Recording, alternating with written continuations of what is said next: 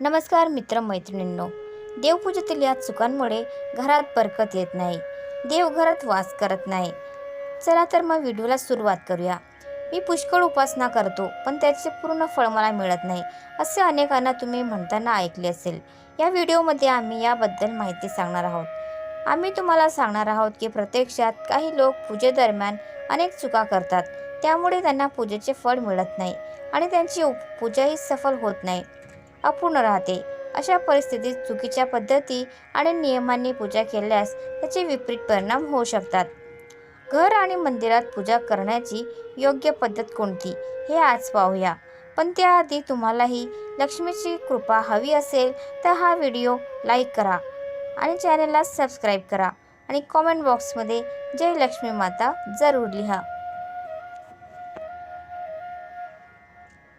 Number 1.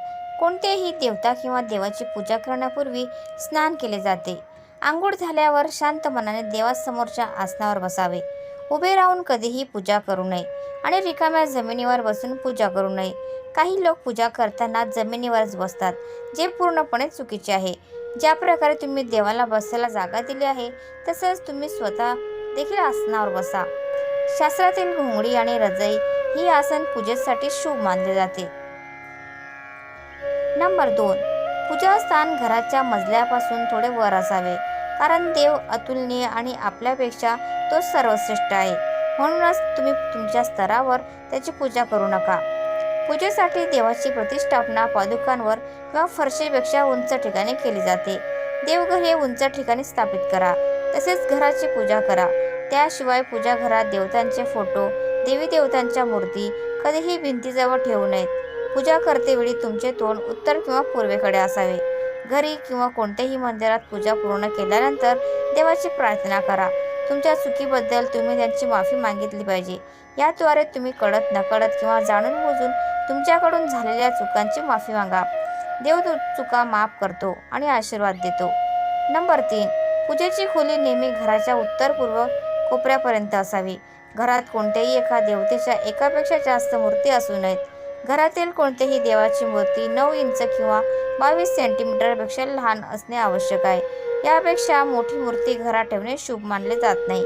मंदिरात मोठी मूर्ती ठेवावी. तुमच्या बेडरूममध्ये कधीही पूजाघर बसवू नका आणि रात्रीच्या वेळी तुमची पूजा खोली पडद्याने झाकून ठेवा. आणि शंख, घंटा, प्रसाद या पूजेच्या खोलीत वापरल्या जाणाऱ्या सर्व वस्तू ठेवा. शंख, घंटा, प्रसादासारखी भांडी, दीपक, शिवलिंग आणि भगवान शालिग्रामच्यावर स्वच्छ वस्त्र ठेवावेत. असे न केल्यास दररोज पूजा करूनही योग्य फळ मिळणार नाही. नंबर 4. सूर्यास्तानंतर रात्री कुठेही घरात किंवा मंदिरात गेल्यास शास्त्रात उल्लेख आहे की पूजा करताना यावेळी शंख वा घंटा वाजवू नये.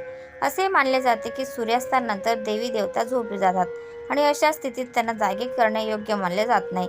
म्हणूनच नेहमी लक्षात ठेवा की सूर्यास्तानंतर घंटा आणि शंख वाजवू नये. नंबर 5. पुष्कळदा लोक पूजा करताना फक्त धूप जाळतात, पण हे चुकीचे आहे. देवतेची पूजा करण्यापूर्वी दिवा लावणे अनिवार्य मानले जाते. असे मानले जाते की दिवा परमेश्वराचे प्रतिनिधित्व करतो. आपण दिलेला प्रसाद, अगरबत्ती आणि इतर कामांना आपला भक्तिभाव साक्षीदार असतो. पूजा करण्यापूर्वी दिवा लावला नाही तर तुमची प्रार्थना कधीच पोचत नाही. आजकाल बहुतेक घरांमध्ये अगरबत्ती वापरली जाते, परंतु कोणत्याही वेळी पूजा करताना अगरबत्तीचा वापर करू नये, कारण अगरबत्तीमध्ये बांबूच्या काड्या वापरल्या जातात.